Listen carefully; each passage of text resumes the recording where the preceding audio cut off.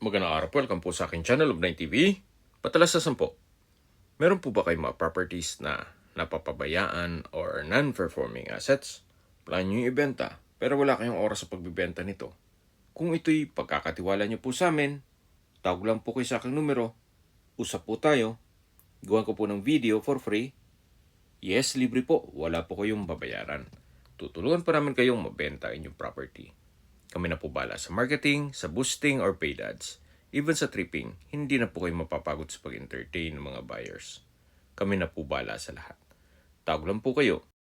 Nandito po tayo ngayon sa Parañaque City kung saan meron po tayong bagong video presentation, isang residential property na may lot area na 375 square meters. Ito po ay corner lot at ito pong bahay ay may floor area na 280 square meters. Fully furnished po itong property at kasama na po ang mga antiques. Except po ng mga paintings at personal stuff ni owner. Ito po ay clean title kaya wala po kayong maging problema sa documentation o sa transfer ng title. Nasa loob po ito ng isang subdivision na meron pong 24 hours security. Ito po yung corner side ng property. Ang kagandahan pa po dito, malapit po ito sa lahat ng business establishments, even schools, church, at hospital. Nasa mataas na lugar po ito, kaya ito'y flood-free area. Walking distance lang din po ito sa mga business establishments, even schools, church, at hospital. Mamaya po, sa dulong parte ng video, pag-usapan natin ang distance, location, at travel time. At presyo nito. Ito pong property ay well-maintained, kaya sa structure po, wala po kayong ipapagawa. Unless na maselan po kayo sa pintura, ipaparetouch nyo lang po. So ito po yung main door, kung saan ito yung double solid wood door. Then naka-brick stone walls. Napaganda po ng disenyo. At welcome po dito sa bahay ni Madam. Lahat pong antiques, furnishings, at mga kagamitan na nakikita nyo ay kasama po yan. Pera lang po sa mga paintings at personal stuff ni owner. Dito po sa side na to ay naka-wood parquet, then may customized na glass window, may chandelier. Ito po yung facade kung saan yan po yung round shape na galing tayo dyan kanina. Yung may gazebo. At dito naman po yung living area o salas. Then sa dulo po, matatanaw natin yung dining area. Meron pong display cabinet sa gilid nito at meron pong mga collection si Madam. Then dito naman po ay may malaking espasyo rin na pwede pong gawing family area. At meron pong customized Capiz windows hanggang sa dulo po yan. Meron din pong mga antiques na furnitures at naka-tile flooring na rin po ito. Then dito naman po ay merong access door na papunta naman ito sa harapan ng bahay kung saan makikita natin yung gazebo na yan po yung corner side ng bahay. Balik po ulit tayo dito sa loob. So yan po yung living area o salas. Then mula po dito matatanaw natin yung main door at dito naman yung receiving area. Check po muna natin yung first bedroom kung saan kung meron man po kayong PWD or senior citizen sa pamilya, ito pong kwarto na to ang para sa kanila. Sa spasyo po, malaki naman. May ceiling fan. May sliding glass door papunta sa lanay. Maayos ang pintura ng ceiling at wall. Meron na pong mattress and bed frame. Then may bedside table. Naka-wood parquet. Then meron pong drawer. At meron po itong sariling toilet and bath. Kung saan malaki po ang espasyo nito. May bathroom countertop. Vanity mirror, bathroom cabinet, bathroom window, water closet with bidet, towel holder, at shower enclosure. Meron din po itong overhead shower at naka-tile bathroom wall. Dito naman po sa harapan ng shower enclosure ay meron pong walk-in closet. Then labas po tayo. Tunghayan niyo po ulit itong master's bedroom o first bedroom na napakalaki po ng espasyo. Ito po yung tinutukoy ko kanina na sliding glass door na may security grill at aluminum screen door na papunta naman yan sa lanay at paikot sa harapan ng bahay. Lalabas na po tayo para check natin ibang parte nitong property. So, ito po yung master's bedroom. Mula po dito, paglabas natin, yan ulit yung living area. Then, sa dulo, yung extension. At dito yung receiving area. Then, meron pong malit na stock room naman dito sa side na to. At hindi po available yung susi. Kaya hindi natin mabuksan. So, ito pong wall ay brickstone design din. At dito naman po yung dining area. Napaka-elegante po ng wooden wall design. May chandelier, maayos pa tong ceiling, may pin lamps, naka-tile flooring. Napaganda nitong mga antiques na furnitures. May vanity mirror, then meron pong malaking glass window sa gilid nito na may Korean blinds. Antique din po itong dining set. Even tong display table.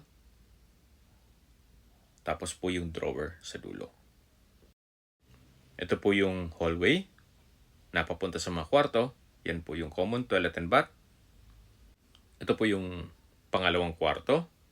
Meron pong mga personal na gamit si owner kaya hindi pwede natin buksan yan.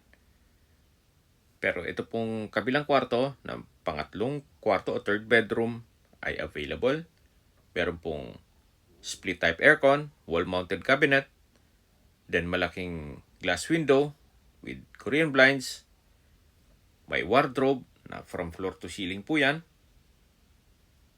Then maayos din po ang pintura ng ceiling at wall.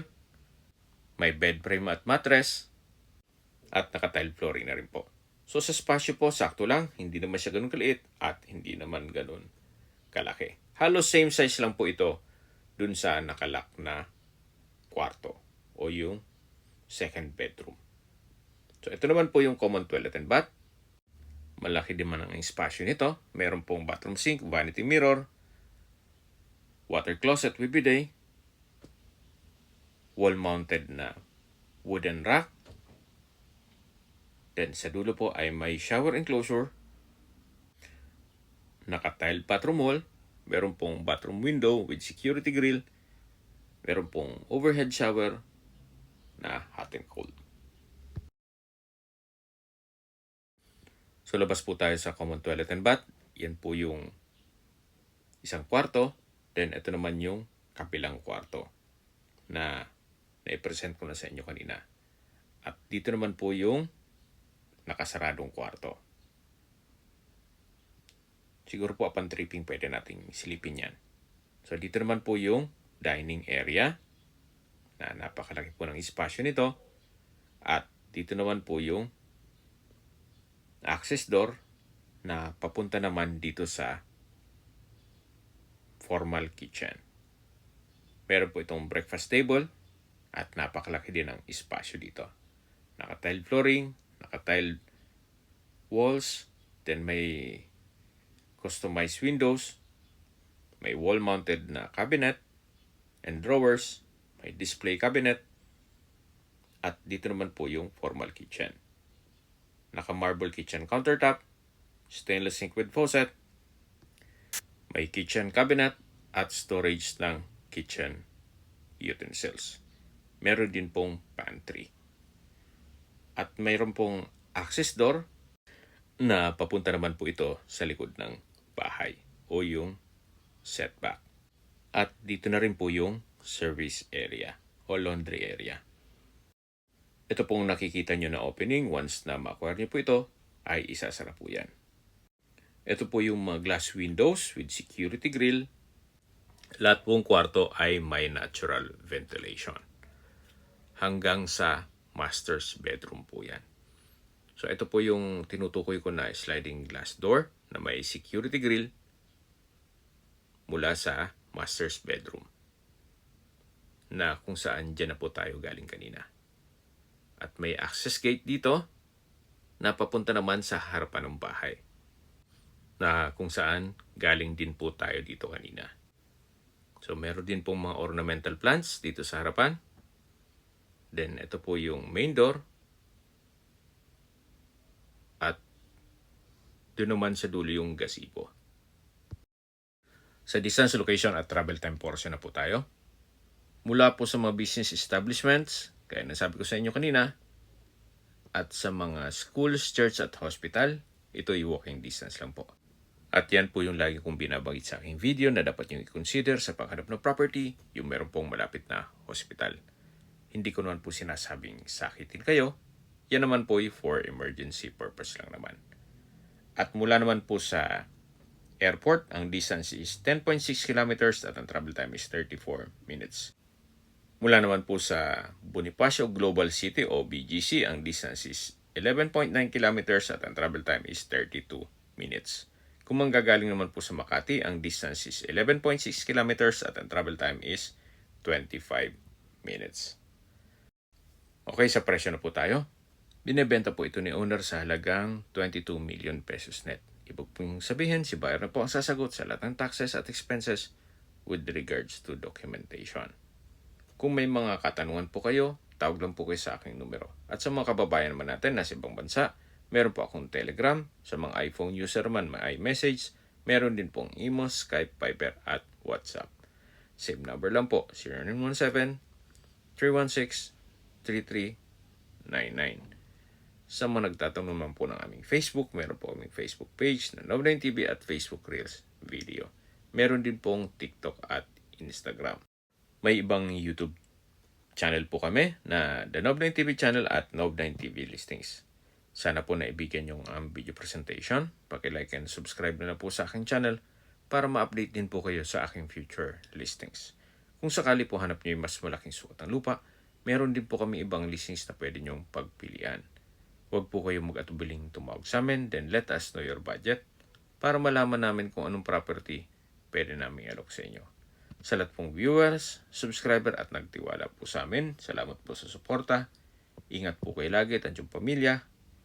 Maraming salamat po.